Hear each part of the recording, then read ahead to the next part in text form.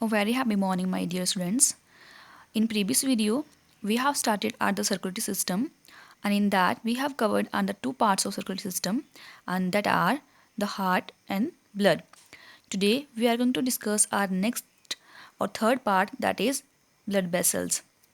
So blood flows throughout the body through a network of fine tubes called blood vessels. So blood vessels क्या है? एक fine tubes की तरह, pipe की तरह एक ऑर्गन है जिनमें हमारा ब्लड फ्लो करता है.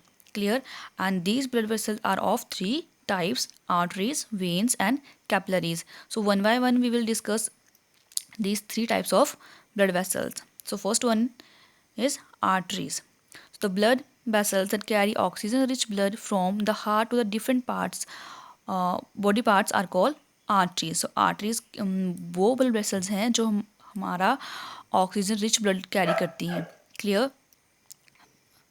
उस ब्लड में ऑक्सीजन गैस प्रेजेंट होती है, and that blood is also called oxygenated blood, and this blood is carried by arteries from heart to organ, body organs. Clear? Heart से कहाँ जाएगा? वो हमारे बॉडी ऑर्गन्स में. और we can say that the arteries carry oxygenated blood away from the heart. वो heart से दूर हमारे ऑर्गन्स तक लेके जाती हैं. Clear? Next is veins. The blood vessels that carry oxygen deficient blood from different parts of the body to the heart are called veins. वो blood vessels जो ऑक्सीजन डेफिशिएंट मीन्स उस ब्लड में oxygen नहीं होगी, उस blood में carbon dioxide present होगी. That blood carry carbon dioxide gas from organ to the heart. Clear? जब वापस से ब्लड ऑक्सीजन जो है वो ऑर्गन को दे देगा, वापस रिटर्न हार्ट में आएगा, तो जब वापस आएगा तो उस ब्लड में क्या होगी? Carbon dioxide gas. Okay, and that blood is also called deoxygenated blood. Okay, so that blood is oxygen deficient blood and from different parts of the body to the heart. So veins जो होती हैं they carry blood from body parts to heart. Understood? Arteries away from the heart and the veins towards the heart. Clear? Next is now when arteries reach an organ, they branch into very fine tubes called capillaries. The capillaries help to carry blood to every cell of the body in order to supply it with oxygen and nutrients. When the blood leaves an organ, capillaries join together to form large and larger vessels and ultimately form a vein. Clear? Now see in this diagram. So this red color tube is artery and this blue color tube is vein. So way arteries होंगी वो heart से blood लेंगी और कहाँ देंगी? Organs को. तो यहाँ से ब्लड कैरी फ्लो करता हुआ कहाँ जाएगा? हमारे ऑर्गन्स तक. ऑर्गन्स पे क्या होगा? ये कैपिलरीज होंगी. ऑर्गन्स के ऊपर कैपिलरीज होती हैं, वो एक नेटवर्क की तरह होती हैं. They are very thin tubes and they are in branches.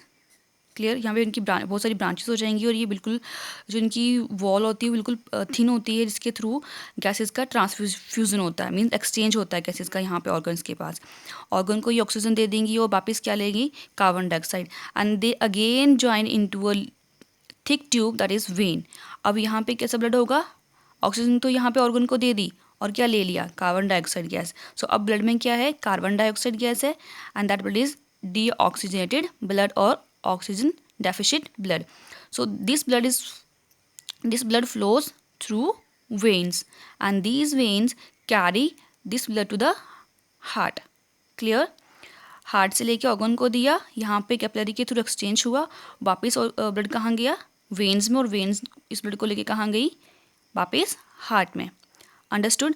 So capillaries are the site of exchange of gases. जो कैपिलरीज है यहाँ पे क्या हो रहा है? गैसेस का एक्सचेंज हो रहा है.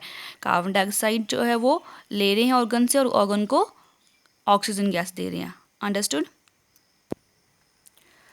Next is circulation of blood. So circulation of blood, as I told you, the meaning of circulation, the movement of something.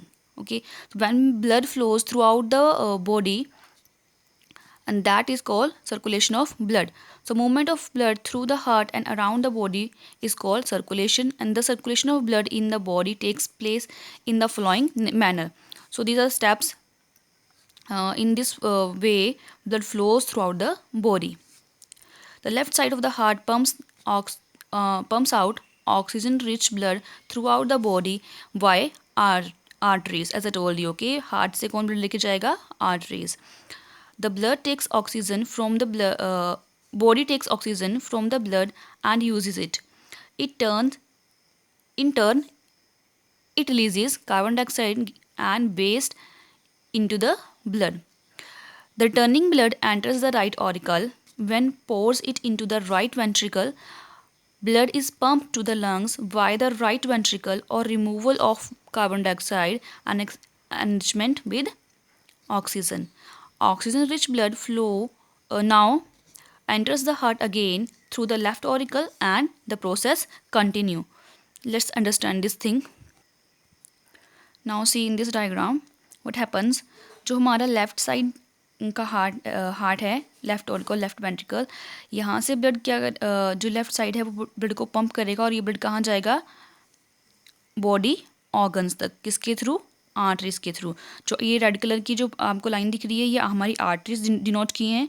Okay, these arteries carry oxygen rich blood from the left part of the heart to the body organs. और body organs पे क्या होगा? यहाँ पे exchange of gases and other materials.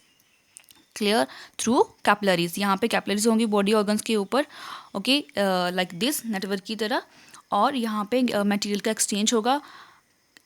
Clear? यहाँ पे oxygen जो होगी हमारे ब्लड बॉडी पार्ट्स में चली जाएगी और यहाँ से टर्न में क्या आएगी? In return carbon dioxide gas and other base material, and these things flow through veins, and then these veins bring this blood to the right part of the heart, firstly to the right auricle, then right ventricle. Clear? फिर when से यहाँ blood कहाँ जाएगा? Right auricle में. फिर right auricle इसको pump करेगा और ये कहाँ जाएगा? राइट वेंट्रिकल में. एंड इन द लास्ट क्या होगा? राइट वेंट्रिकल इस ब्लड को पंप करेगा. Which blood? Deoxygenated blood, or the blood which carry base material and carbon dioxide, and this blood now flows towards the lungs. अब ये blood कहाँ जाएगा? Lungs में. क्लियर? अब as you know very well lungs में क्या होता है? गैसेस और मटेरियल का एक्सचेंज. यहाँ पे लंग्स में गैसेस का एक्सचेंज होगा. कार्बन डाइऑक्साइड गैस जो होगी वो लंग्स को दे दी जाएगी और ऑक्सीजन गैस वापस कहाँ जाएगी? ब्लड में. And then again this blood flows towards the left part of the heart. Clear? So ये process है circulation की continue रहती है because our heart never stops beating. Okay, it contract and relax continuously throughout the life. जो हमारा heart है वो always pump करता रहता है since birth to death. Clear? अगर हमारा heart जो है वो पंप करना स्टॉप कर देगा तो क्या होगा? कि ब्लड का सर्कुलेशन नहीं होगा और then blood can not reach to the brain and other parts of the body.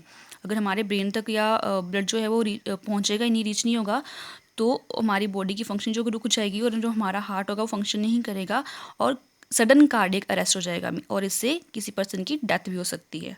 Understood?